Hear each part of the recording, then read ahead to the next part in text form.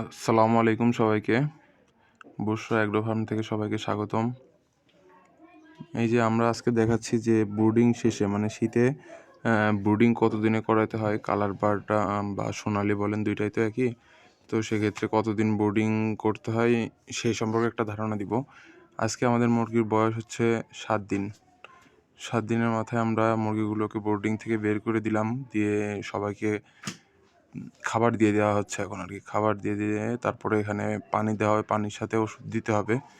এখানে আমি বসে গিয়েছিলাম ওষুধ দেওয়ার জন্য। এখানে আপনার 9 লিটার পানি যাবে। 9 লিটার পানির সাথে হচ্ছে আপনার যে B1 B2 এর প্যাকেটটা, এটার হাফ প্যাকেট চলে যাবে হচ্ছে 9 লিটার পানিতে। দেন এটা মিক্স করে নিতে হবে। মিক্স করার পর এটা হচ্ছে B1 B2 আমাদের ওষুধ, এটা পানির সাথে মিক্স হবে। মিক্স হওয়ার পর এটা ইনশাল্লাহ আমরা সবগুলো পটে দিয়ে দিব। প্রত্যেকটা পটে দিয়ে দিব আমরা হাফ মগ পানির সাথে, আর বাকিটা হাফ মগ হচ্ছে ওষুধের সাথে আছে, বাকিটা আছে সাদা পানি দিয়ে আমরা প্রত্যেকটা মুরগির ঘরে দিয়ে দিব আর কি।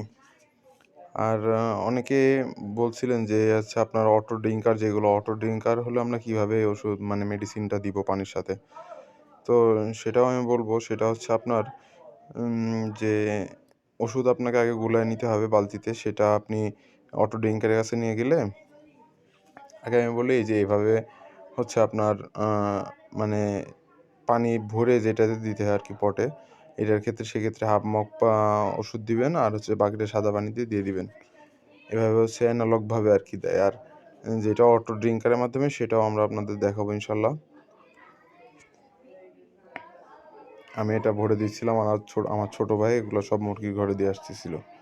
আর আমাদের হচ্ছে অর্ধেকটা হচ্ছে অ্যানালগ পট আর অর্ধেকটা হচ্ছে আপনার অটো ড্রিঙ্কার।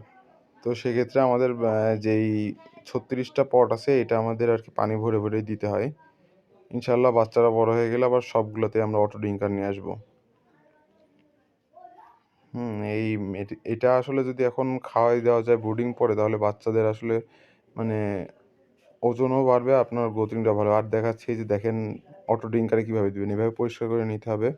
পরিষ্কার করে পানিটা ফেলায় এই যে ওষুধের পানিটা আমরা নিয়ে যাব, নিয়ে গিয়ে হাফ মগ পানি, এই যে দেখেন ওষুধটা ভালোভাবে গুলাইতে হবে। গুলাইয়ে তারপর হাফ মগ পানি নিয়ে সেটা হচ্ছে আমরা ড্রিঙ্কারের উপরে দিয়ে দিব। দেন ওই উপরে যে পানিগুলো আসবে ওইটা এই যে পানি ছেড়ে দিলাম। পানি ছেড়ে দেওয়ার পরে এখানে পানি আসতেছে। দেন ইনশাল্লাহ মুরগিগুলো দেখবেন এসে এখানে সব খাবে, এই যে ওষুধগুলো খাচ্ছে। আমরা বেশ চঞ্চল হয়ে গেছে। ইনশাল্লাহ আরও ভিডিও পেতে আমাদের সাথেই থাকবেন, আমাদের চ্যানেলটি সাবস্ক্রাইব করে রাখবেন। ইনশাল্লাহ সামনে আরও কোনো ভিডিও নিয়ে আসবো। আসসালামু আলাইকুম।